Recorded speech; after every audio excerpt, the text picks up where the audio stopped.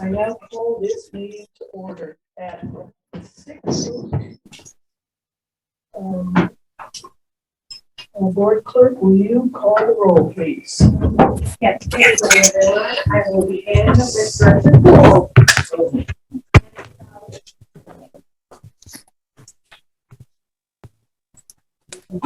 Director Orzali. Oh, no, oh, no, we're being recorded, no joke. Director Orzali, can you hear us okay? Yes. All right, there you are. Director Wood. Here. Present. Jones. Here, White. Aye. Clark. Present. Director Wood. Nope. Okay. So turning it back over to you. Thank you. Now we will do the pledge to the flag. pledge allegiance to the flag of the United States of America and to the republic for which it stands, one nation, under God, indivisible, with liberty and justice for all.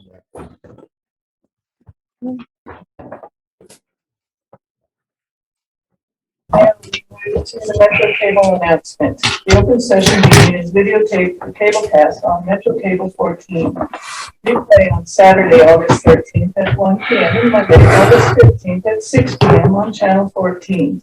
Webcast at metro14live.saccounty.net.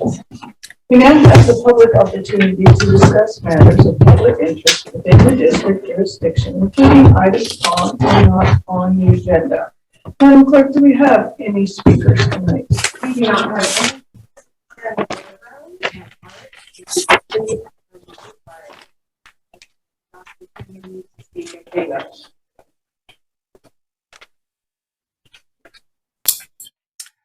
Attendees, you now have the ability to unmute yourselves. If you would like to present anything to the board, now would be the time.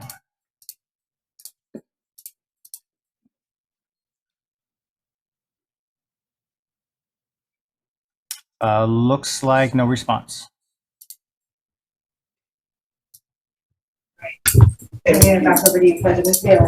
The next item on the agenda is the consent items. Do you have any questions on the consent?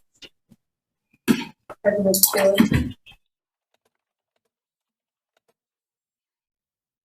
We have a consent item on the calendar this evening that needs to move to action. It is consent item number 7, the authorization to employ retired annuitant Lisa Barsdale. It was brought to staff's attention that there is a whereas in the resolution that requires this item to be an action item taken independently from consent. And after conference with General Counsel Lavra, he agreed that we could move this item to action item number 2 this evening, if that is your pleasure. Sounds good to me. Thank you very much. Thank you. So having removed number 7 out of consent, I'll hear a motion, Maybe. So moved. Second. Madam Clerk, will you call the roll, please? Director Gould. Aye. Orzali. Aye. Wood. Aye. Sheets. Aye. Jones. Aye. White. Aye. Clark. Aye. And Taylor. Aye. Motion passes. Thank you. Our next item on the agenda is the presentation item, property tax revenue forecasting. Jeff Fry, our Chief Development Officer.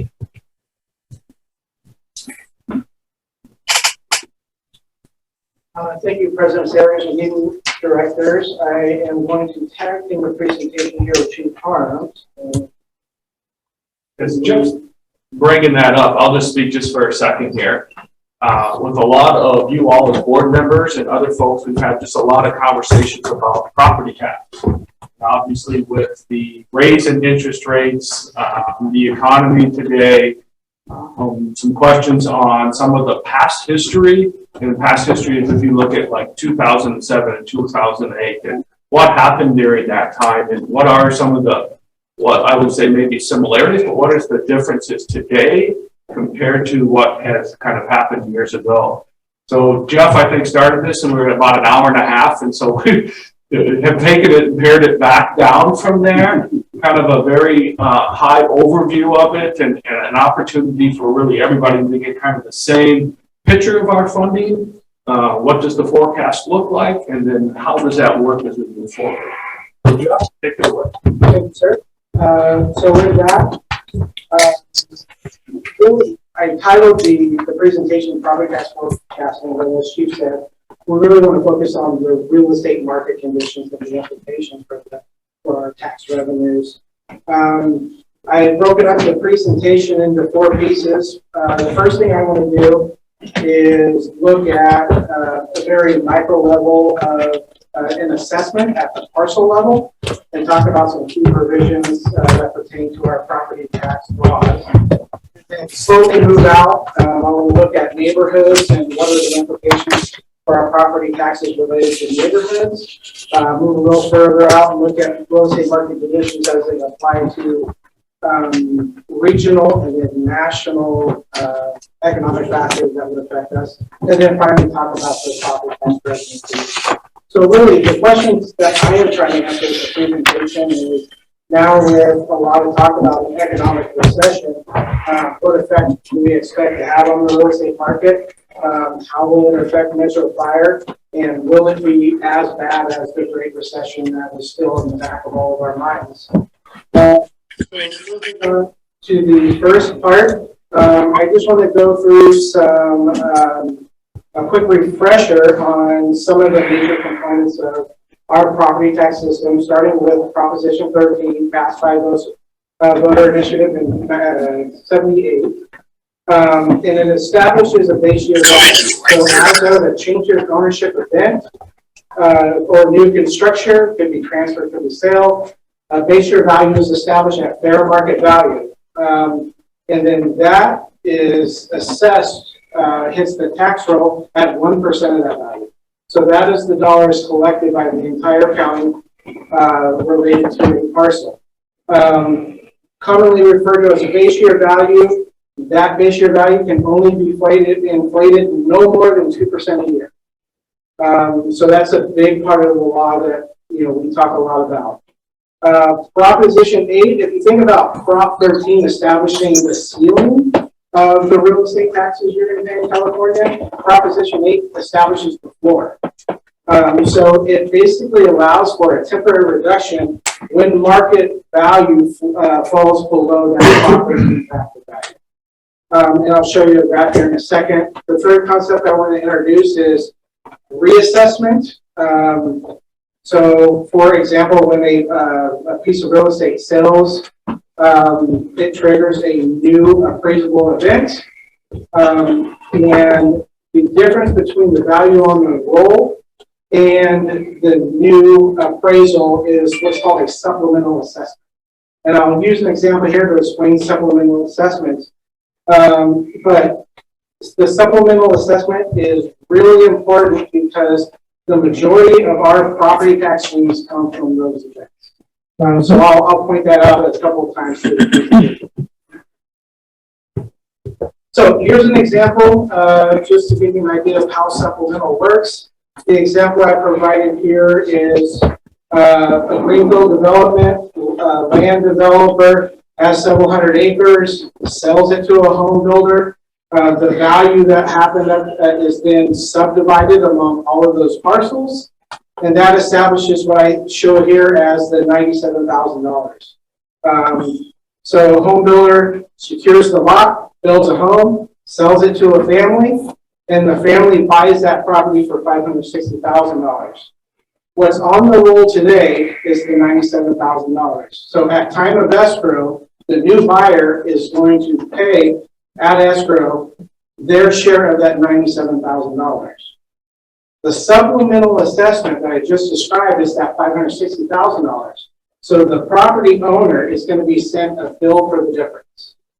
And this, you can see how big those numbers can get when you're moving from raw land to construction. But anytime there's the property's been held for a long period of time, we have these really big supplemental assessments. So here's a graph that the assessor's office here in Sacramento created a number of years ago. Certainly it was around in my time when I worked there, and explains the whole situation pretty well. The first blue line represents the Prop 13 value. So as I said, Prop 13 establishes a ceiling. In this case, in year one, the owner purchased the property for $200,000. And then that value is factored up at 2% over 7 years. So that's that blue line you see there. That red line represents a market value. So in year one and year two, the property appreciates greatly.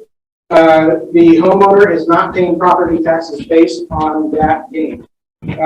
Prop 13 applies. However, in year three, there's a dramatic decrease in property values. Prop 8 triggers. And now the property owner will be paying taxes based on the market value under the Prop 8 rules all the way till year 6. At that point in time, the value crosses the Prop 13 line again. Prop 13 is triggered. So again, for our property tax system, it greatly favors the homeowner, right? It sets a cap with the values, but can decrease almost unlimited. So while we're on this slide, I want to show you a couple of examples of supplemental assessments. Again, it really factors into some of the issues we're talking about today. First, let's look at the year three, where the factorization value is $208,000. The market value is at $150,000. If that property were to sell for that $150,000, it would create a negative supplemental event. In effect, local government would be refunding property tax dollars to the new owner. And I think this is really important to talk about now because this is what we saw in 2007 to 2011. The reason why this is bad is because it drops that factor base year value down to that number, and now those 2% increases are established with that new base year value.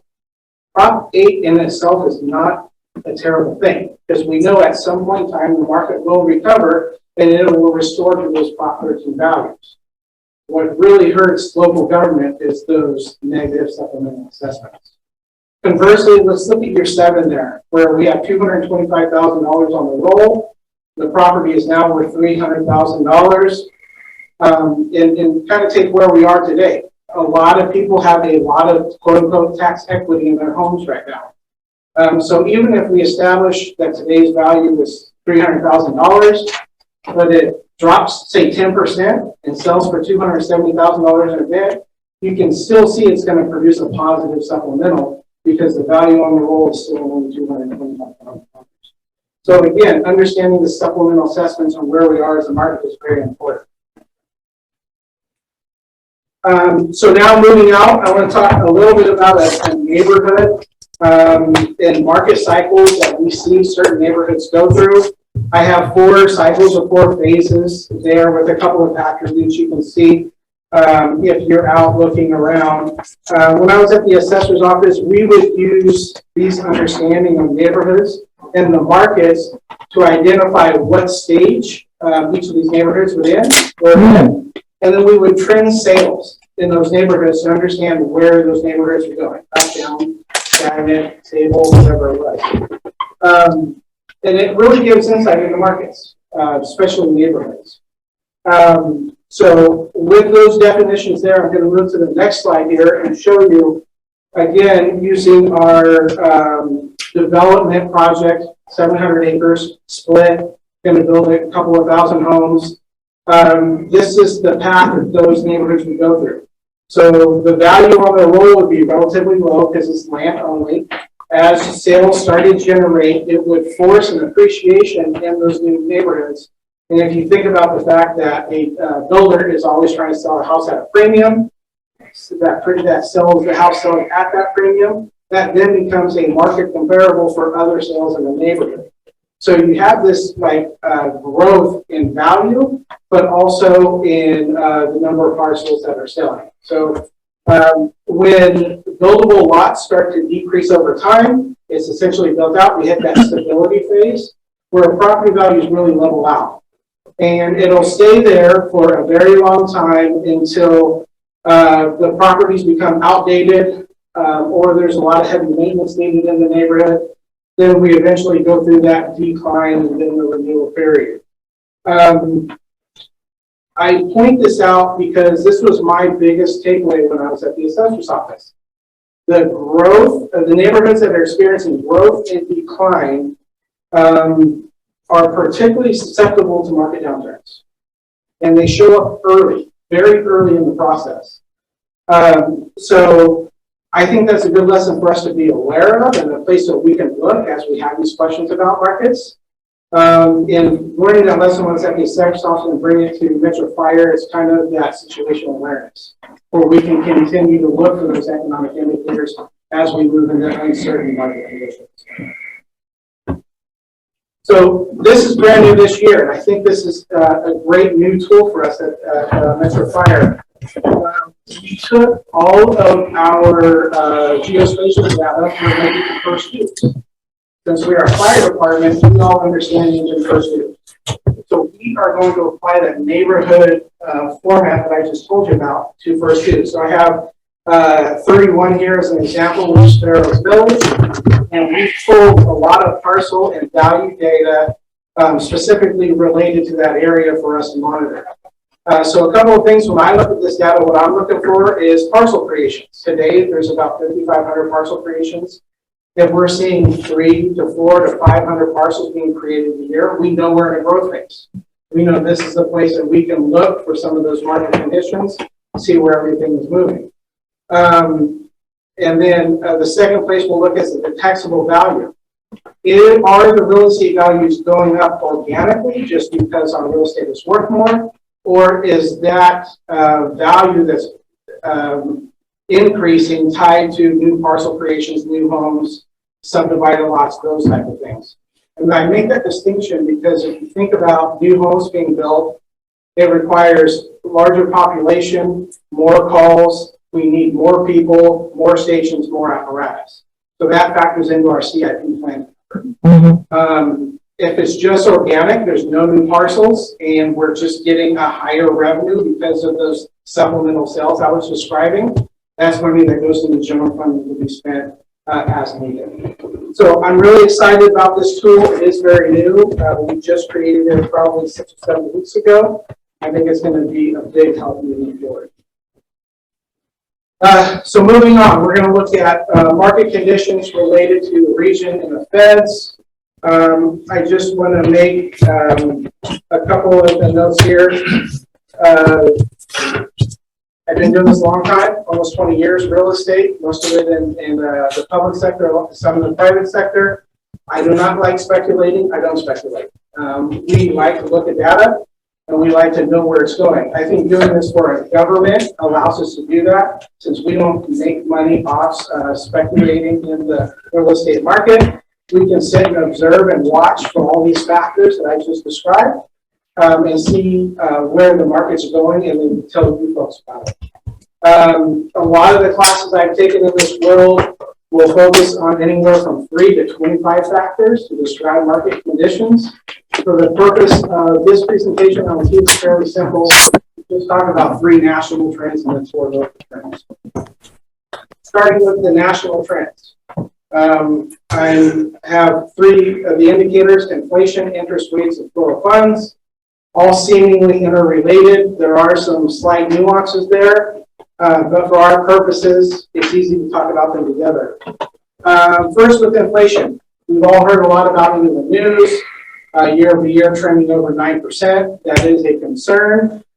Seems like they did have a slight reduction the last couple of weeks, but for the foreseeable future, we need to think about inflation and what it's going to do to us here and our property tax values.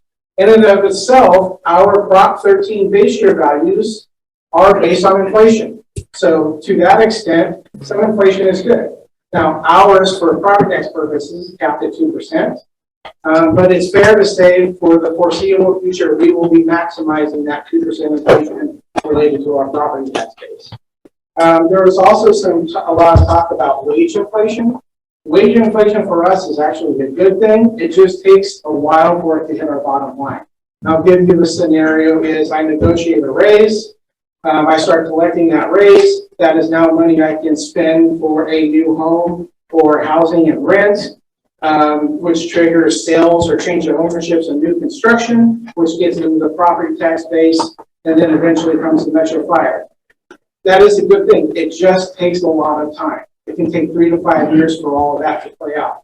So we as a property tax system lag the markets as far as inflation goes, but we will see a benefit from that down the road. I'll talk about interest rates and flow of funds together. Banks control lending rates, but are heavily influenced by monetary policy. We have seen the interest rates tick above 5%.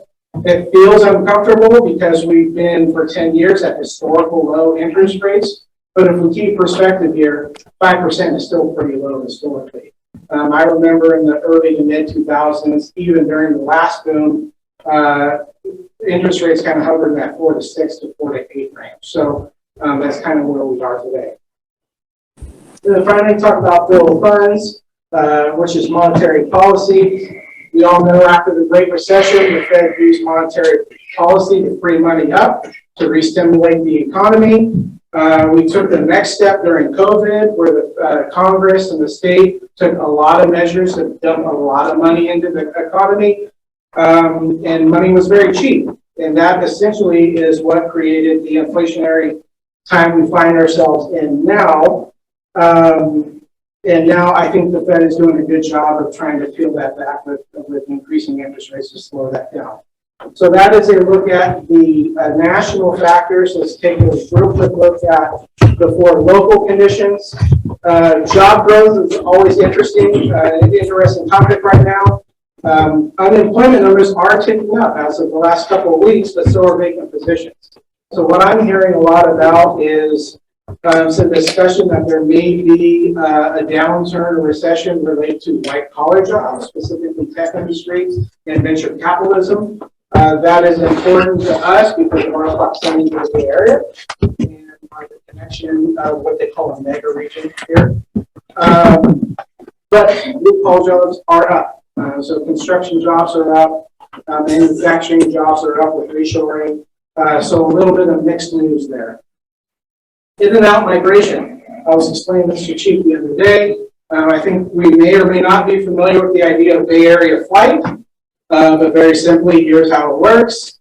There's global demand for Bay Area real estate. We have a lot of money come into the area. It forces workers out. They have to move basically a city out. You talk about 30-mile increments. And so they become commuters and then super commuters as you move away from the Bay Area.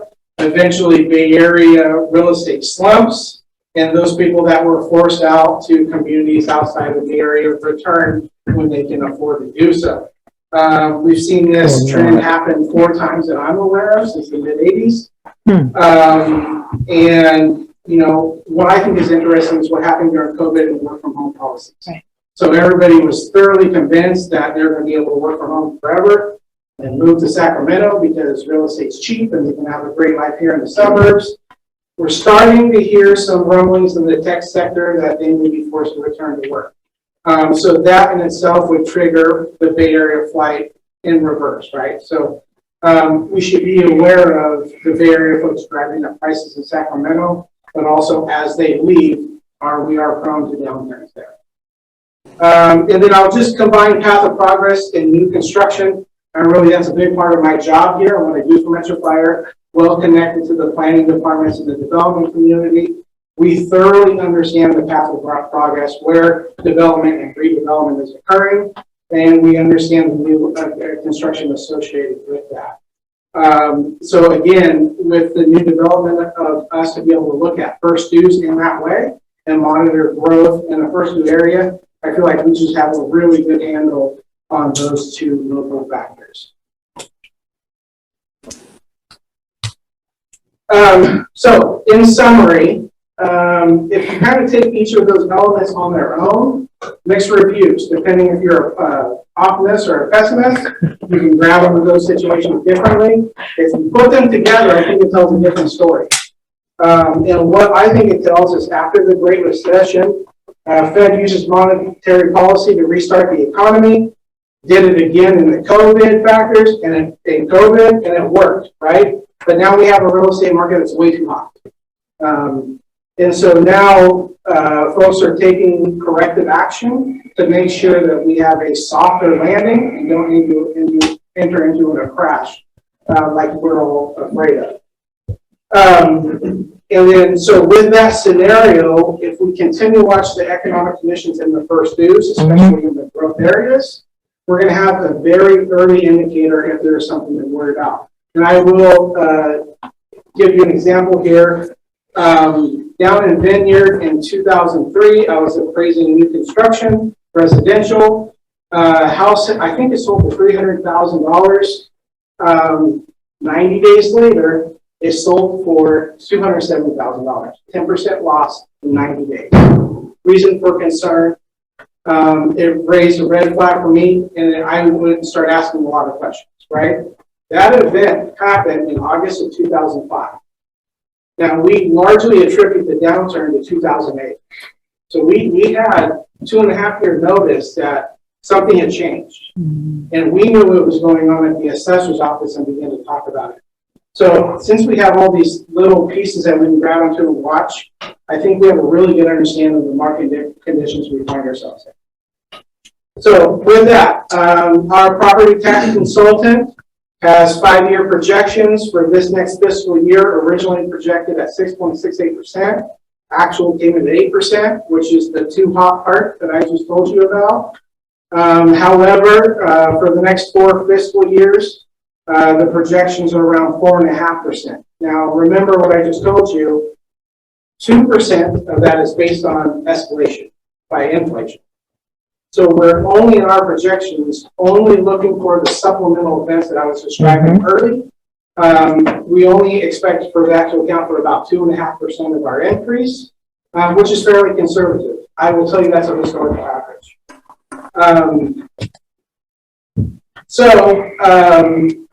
We may see some property reductions in the next year or two, not to be concerned because the sales of the parcels with those large tax equity bases will certainly offset, I expect, to offset any of those property reductions. So I moved through that and it really was, Chief Farm said it was an hour-and-a-half presentation, it probably was.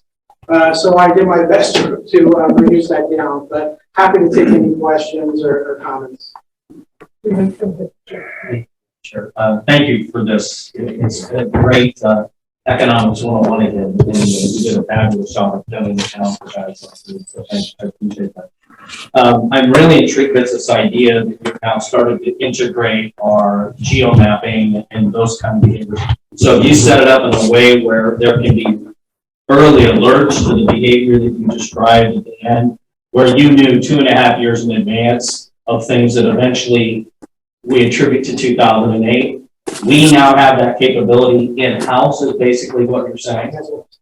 So I think that's a really important thing to let the community know is that we've taken it to a point where instead of being reactionary, we can now be preventative of these kinds of things well in advance so that the quality of our service to the community maintains itself. So kudos to you and your shop for doing those kind of things and for us now having that. The other question I have is, we have a economics consultant, a guy who sits at a crystal ball and gives us those numbers in the last slide. My experience has been, it takes a couple of those guys that aren't brothers to get in the room and kind of hash it out instead of one guy. So do we ever take somebody's 4.55 or whatever and validate it with someone else that's not in the same business or same building so that we have a different perspective, maybe somebody that's not as aggressive? Yeah, I will first tell you, she's very conservative, first of all, even a little more conservative than I would be. But we certainly do get the raw data from the assessor's office directly. Right. And then, so we then work with the property tax consultant to adjust the numbers based on what we know of local market conditions, and then kind of come up with what you saw today. So we have one consultant. Yeah. And I guess my question is so much of it is projections and crystal ball and stuff is it for our benefit? Now that we have the red flag data that you're generating, would it be to our benefit to have another set of eyes on that? Because so much of what we do in building budgets and thinking about future plans revolve around some of these forecastings, and I just wonder your level of comfort with one guy painting the picture. I see how that plays out, honestly, is, I'm on the phone with my counterparts with the cities and counties all the time. And in fact, Amanda and I just had a conversation last week about these numbers. Yeah, we kind of like, okay, so to answer the question, it is, you aren't just taking that 4 point whatever and going, okay, great, we start running a bunch of plans. It's, you're having constant conversation. So if someone says, I don't know where you get to 4.5, we got 2.5, and you can start. So you are basically checking against that guy's or that consultant's work. Thank you. Any other questions? Go ahead. Thank you, Mr. Fry. Well done. Appreciate that. On one of the earlier charts, I have two questions, and if it's too detailed to answer now, we can always do it offline or at the finance committee or something. What about the actuals for the plus or minus on the supplements actually happening in the districts? You said that in the first dues, that's the different first due for engine trucks, right? That was for example, I'm curious what the actuals are for the plus and minus for our area. I'm sure you must have that data. We do in aggregate. So we have those numbers for the district as a whole. I believe one of the aspects of the report that you get from the consultant, I think they may even have it by jurisdiction, meaning our county. I don't know that we have that data at the first due. Okay. Let me back out of the first due then. I was just concerned about actuals because we were talking about the general stuff, and very well done in terms of the overview. So I'm curious about how, when do we will have to get into our actuals at some point. Yes, Okay. And that typically happens in August or early September after the roll is closed. Right. Thank you. Well, then I'll look forward to more discussion on that one. And then how do we account, where do resales come in on that chart? As a reassessment and a supplemental. So that would be captured in the plus under supplements. Yes. All right. Well, the supplemental values are a combination of new construction and resales. So while the property tax consulting is talking to our finance department, I'm quickly turning to that page to see where things are at. Right. No, that's exactly what I'm interested. How much is from new construction? Because you talk about projections and such, and then how much would just be the selling, and we get a big bump. So that is a detail in the report that we did, specifically on partial development, which allows us to separate. Okay, very. And then could you, well, maybe not right at this moment, send us a few of those, the red flags that we might be looking for in the next few months? As far as indicators for downturns? Or upturns. Yeah, you said the red flags and such. And in 05, was that because of Countrywide? Do you think? It was because of the predatory lending practices. That's what you're alluding to there. Oh, yes. Illusion. All right. Thank you, Mr. Fry. I really appreciate the information. Any other questions? Thank you, Mr. Fry, for that great. Thank you. Moving on to action items. The first one is ARFF service agreement, McFarland Business Park LLC. Okay, relatively simple request here, but the details are important. We're asking the board to approve or authorize the chief to execute an agreement between Metro Fire and the McClellan Business Park folks for the aircraft rescue firefighting at McClellan. A little bit of background: this is an agreement that's been in place for the better part of 20 years. For many, many years, County of Sacramento owned and operated McClellan. They anticipated in our last agreement handing the entire airport over to the business park owners. That happened in 2017. You're all aware that the Coast Guard operates at McClellan, and we provide or subcontract for those ARP services to the operator of the airport, which is now the business partner. So the Coast Guard decided, because of their procurement laws, we couldn't extend the agreement, which is supposed to be extended through December of this year, that they needed to go back through the RFP process and have everything on track and up. So partnering with the McClellan folks, we are quickly scrambling and putting together a proposal and a response. We have submitted our costs to the partners to submit. They will be the prime contractor. We will be a subcontractor. They intend to submit their response to the RFP next week, I believe. We expect to get a response back from the Coast Guard the last week in August. Here's the kicker. They want to start the brand new service as of September 1. So administratively, we have zero time to figure all this out and get our best in the world. So we're actually asking the board tonight to approve the agreement between us and the business partners, so that agreement is in place, so that if we get the award, we know how it's going to operate and how we're going to recover our costs to provide that service. So I hope that makes sense, but that's the agreement we have. Unless there's any other comments or questions. I'd like to make a motion that we adopt a resolution authorizing the fire chief or his designee to execute an agreement for McClellan Airport Aircraft Rescue and Firefighting Services. I'll second. Go ahead, Madam Clerk, will you vote and call the roll, please? Director Gould, Aye. Marzali, Aye. Wood, Aye. Sheets, Aye. Jones, Aye. White. Aye. Clark. Aye. And Sailors. Aye. Motion passes. Thank you. Next item on the agenda is authorization to employ retired annuitant Lisa Barstow, Deputy Chief Leiter.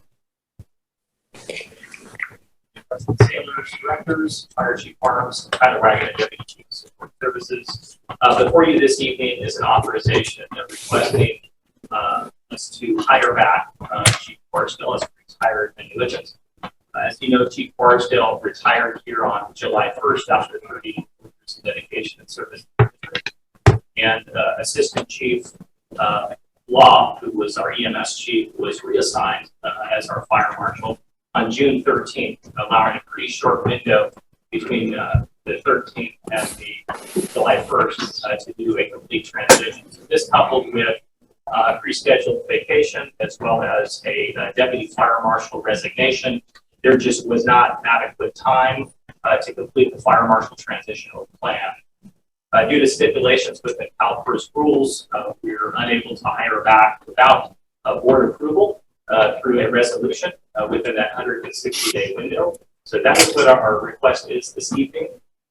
Typically, I certainly wouldn't go through the work requesting 80 hours of a retired annuitant in the form of a board resolution if I didn't believe the importance of it. So with that, it is our recommendation that you adopt this resolution to authorize this exemption to the 180-day waiting period as defined within the CalPERS. Do you have any questions? You know, first, I make the motion. Second. Madam Clerk, will you call the roll, please? Director Gould, Aye. Marzali. I saw you mouth. I'll take that. Wood, Aye. Sheets, Aye. Jones, Aye. White. Aye. Clark. Aye. And Sailors. Aye. Motion passes. Thank you. Next up on the action item is our ratification of the resolution to extend teleconference of board meetings. As COVID trends remain steady and a 7-day average of 383 new cases in Sacramento County as of August 9th, the option to participate in meetings virtually is still necessary for those who have tested positive, have been exposed, who show symptoms but have yet to receive positive results, or those who care for high-risk loved ones. Everyone's health and keeping exposure to a minimum is still the goal we are all faced with today. So we shall once again continue to have a hybrid meeting. Do I have any questions? Or shall we entertain a motion in a second? Motion to ratify. Will you call the roll, please? Director Gold, Bartelli, So, thumb up there. Aye. Director Wood, Aye. Sheets, Aye. Jones, Aye. White, Aye. Clark, Aye. and Sailor. Motion passes. Thank you. The next step is an industrial disability retirement, which we shall discuss in closed session. And then report out later. Next up is report. President's report, I have none tonight. Fire chief's report. Good evening, directors. I have just a couple of things. The first one is in just a couple weeks ago, the service delivery team's work and the grant and a number of things all came together as Medic 59 went in service, Squad 24. The fourth position on engine companies also went out there.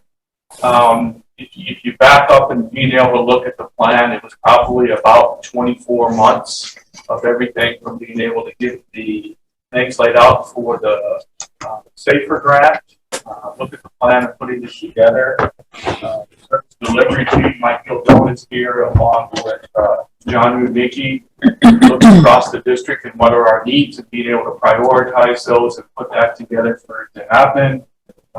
Very proud of all three of the deputies, Tyler, Adam, and Ty, to be able to put everything that was in place to be able to add the units, dispatch, beds in fire stations, purchase pickup trucks, everything that we need to do it.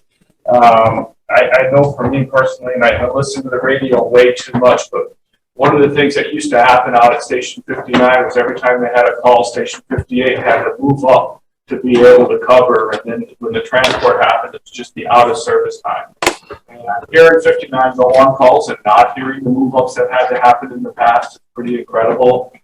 Squad 24 is looking at least during the daytime, the amount of calls that it's at least being dispatched on.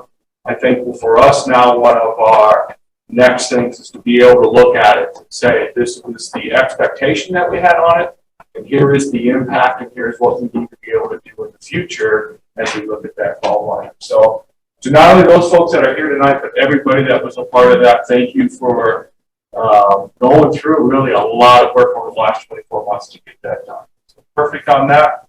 We had just a few things with the deputies and with Dave on the final budget. And so we'll bring that to the budget committee next meeting and then to the board, the first meeting in September. The SRP 22-2 graduated.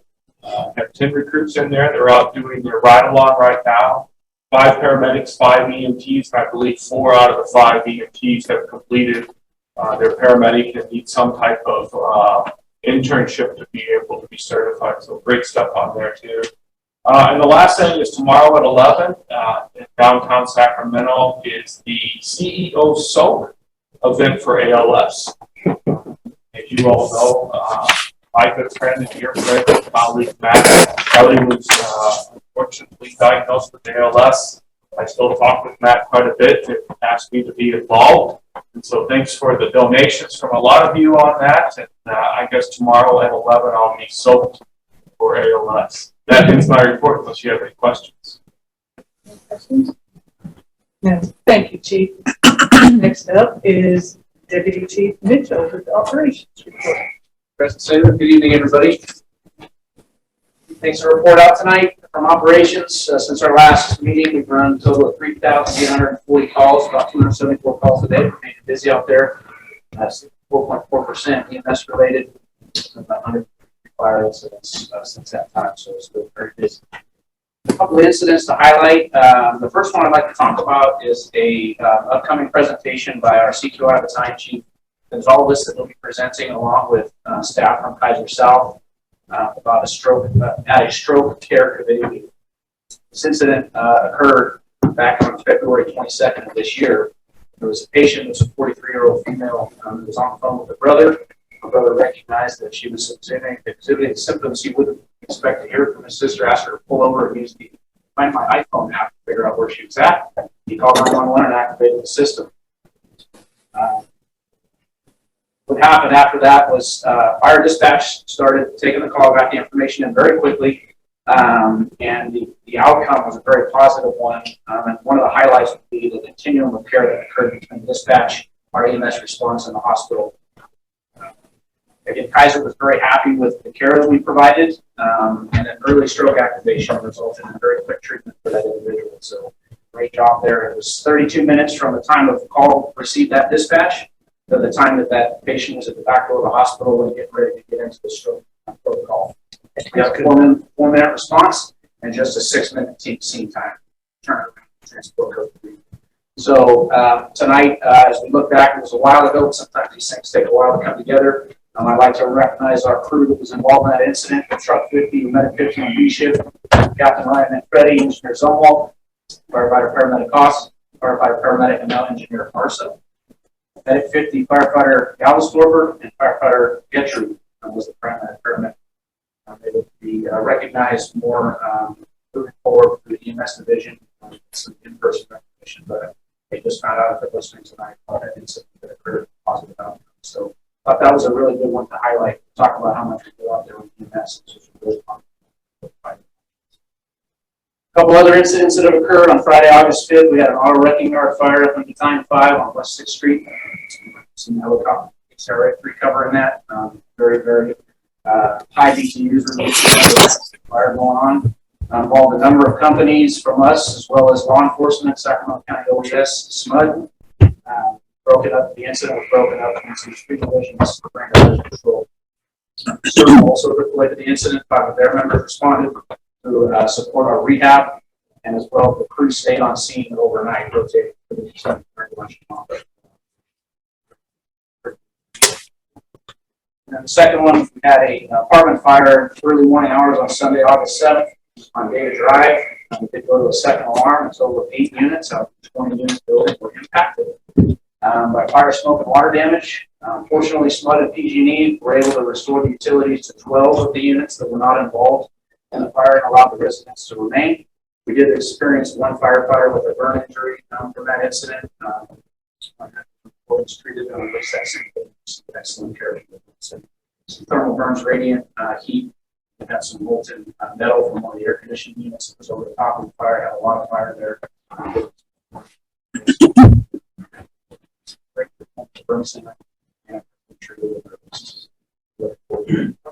Back to work. It's the end of the operations report. Chief, could you tell me again how many fires we responded to? So I noticed our EMS response percentage is dropping and our fire percentage is going up. Can you tell me how many there were? Yeah, over this time period, 133 fire incidents. Do we know how many of those are being caused or are in the areas of our homeless encampments? We now have data that we're collecting. I don't have it in front of me here, but yes, we do have a system in place now where we have changed our INFERS reporting structure that allows us to gather when those events do occur around those unhoused communities.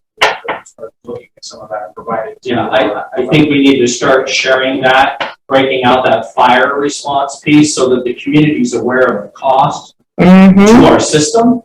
Because as you well know, when we take a piece of apparatus down to put out a dumpster fire or whatever the case may be, it takes a piece of apparatus out for that stroke patient that you just talked about. So I think it's important that not only us here at this dais, but our other community elected officials understand that this issue has a significant cost to our service and to our agency because we're the ones that get toned out all the time for these things. And so I'm grateful you're counting it because I've noticed we've gone from 14 fires to now hundreds of fires in a month. And I think it's important that the citizens start to understand that. And it also, I think, reinforces a decision made 2 decades ago with, when we made the decision that there was going to be a huge threat along the American River Parkway because of some of this. And we put in play these little things that fly around and to me, this is another example of what are we going to do 10 years from now if this problem or this challenge what do you call them, the unhomed? The unhoused, I'm sorry, I called them homeless, that's my bad. But, I think that issue needs to be addressed by all of us in this community because it's having a big impact on the safety of our firefighters. So as that data gets better, we're also doing. Excellent, thank you so much. Excellent. Next up, we have firefighters local 522. Board, two farms will be here, everybody to and Edwards Valley, right, my face. Hey again, that is in Ottawa, Canada, the IFF convention. First and foremost, I've been told that as of tomorrow, we want to congratulate Engineer Kevin Hicks on 18.5 years he retired. I personally, very early in my career, got to spend a lot of very fun meals at the table with Kevin. And I personally will miss him a lot. Public very good servant in it. So we wish him the best. He's been very busy. Recently, we had a staffing committee meeting, and the labor and management collaboration there is continuing to work very well. That's something that affects us almost. Obviously, it's been a challenge with our staffing levels and continue to be. Jenkins is in the room. He's the labor, he's the management arm of that committee. It's been great to work with. That's one of the harder things that we are challenged with right now is staffing and the amount of overtime and mandatories and all of those things. And I feel like every time we meet, we get a little incremental progress. I feel like the membership is that process. The next thing we had was we were able to have some new representation at our marshal process yesterday. We had Indian got to sit in on that whole process to make sure that goes appropriately, and that way you can still have.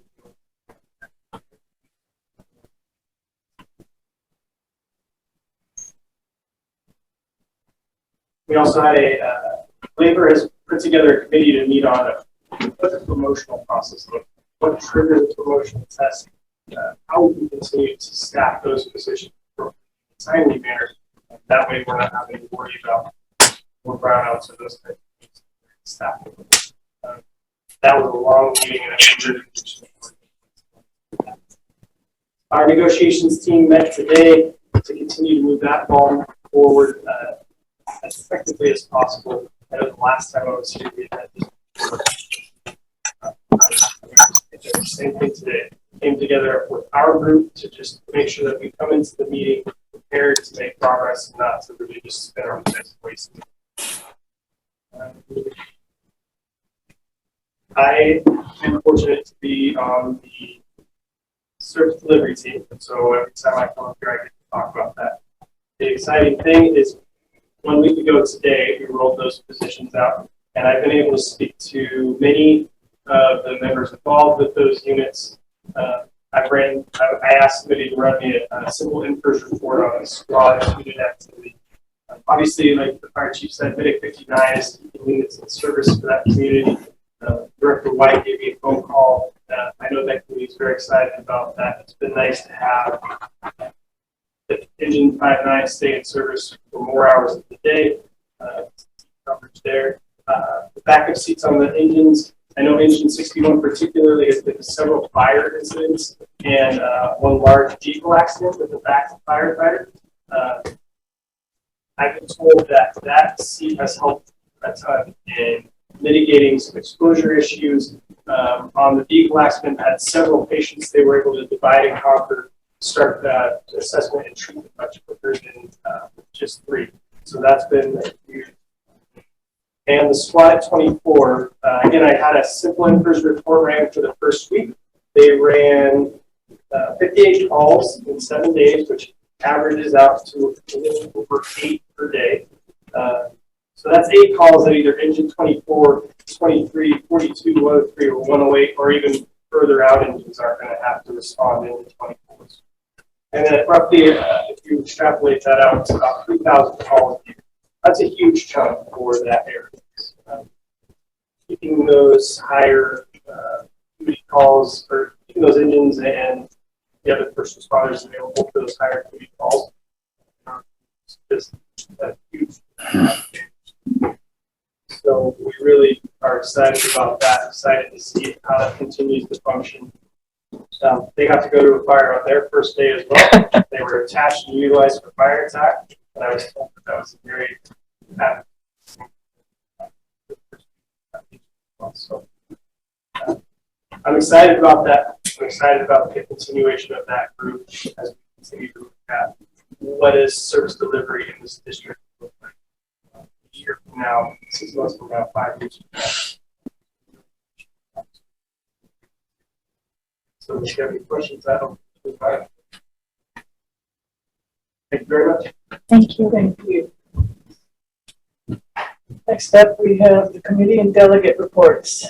The executive committee met tonight. There was no reportable action taken. Our next meeting is adjourned. Communication Center JPA, BC Wayne. President Taylor's the JPA, we're not that since our last meeting, our report. Thank you. Finance and Audit Committee, Director Rosales. Let me get, Oh, we can hear you now. oh, can you hear me now? Great. Yeah, the Finance Committee meets next, at the next meeting on the 28th, 25th, excuse me. And that's my report. Thank you very much. Policy Committee, Director Gould. No report. Thank you very much. We're going to have board members' questions and comments, and we will start with Director Jones. Thank you, Madam President.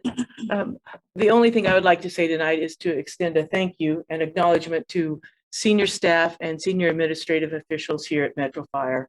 Over the last several weeks, I've had different follow-up questions, areas of interest, and the staff, all the staff members have always been very, very responsive and informative. And I very much appreciate that open dialogue.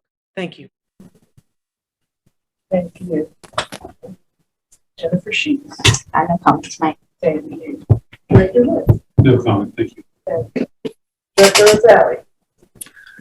I just very briefly like to thank Jeff for all the work that he and his team put in to that report. It is critically important to the future of Metro Fire.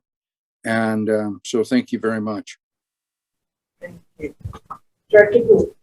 Thank you, Madam Chair. Just really quickly, Jeff, thank you very much for your report. It was short, succinct, and super valuable. And I think it's really important that we take seriously the projections that you're collecting so that we can make good economic decisions, so we don't find ourselves in some of the historic, situations that we've been in, where we put a lot of stress on our firefighter family to keep us whole. So I appreciate that. I appreciate your having that attention to those details. The other thing is, I had an interesting phone call from an individual who went through our interview hiring process and was not successful. And he was not throwing any dispersions on the process, but there was a question that was brought up. When was the last time that we took a look at the scientific data that supports some of the steps that an individual has to go through in order to be considered a successful candidate? We do certain things as part of the interview process that may no longer be supported by the scientific evidence. And so I think we need to look at that. And I heard a little bit of conversation about recruitment and those kind of things. Well, if in fact some of the things that we do are not up to speed in the 21st century, I think it's important that we step back and I see these guys, and I know we've got hundreds of years of experience in there, but just because we do it doesn't mean it's right, or it's maybe the science doesn't support it anymore. So I would say we want to take some of those things that are near and dear to our hearts that everybody had to go through when they were 4 feet tall, and maybe say, maybe that's not the best thing that we should be doing anymore in the 21st century. So, that's all I need to say in that regard, but I hope we could go back through every one of those steps and say, is this something that current HR and current science says is a good indicator of success and honesty, integrity, yada, yada, yada, right? So thank you very much, Madam Chair. Thank you, Director Gould. Director White. Unfortunate. Thank you. Director Clark. No comment. Randy's got his hand back up. He's getting all tech savvy. Do you have another comment to make tonight? Just one comment. I wanted to commend Grant for that observation. As far back as Chief Wells, he and I had long conversations about reviewing our processes to reflect what social science now tells us is a more efficient and effective way for interviewing. So I appreciated it being brought up. Thank you. Thank you, Director Rosales. Let's see if you can And take his tonight, I hand have down. no comment either. So we shall, this, Launch a rocket or something. Closed session. Take care and stay safe out there. Yeah. All right, everyone's back? And is John Lover going to report out? Yes, President Sailors, I'll report out. Apologize that my video feed isn't coming through. I don't know what, it happened earlier today too when I updated my apps on the Zoom program, I guess. So I want to apologize for that. In any case, the board met in closed session with respect to the industrial disability retirement matter pertaining to employee Kevin R. Henson. The board took no action on that item. Instead, that matter will be taken up now in open session.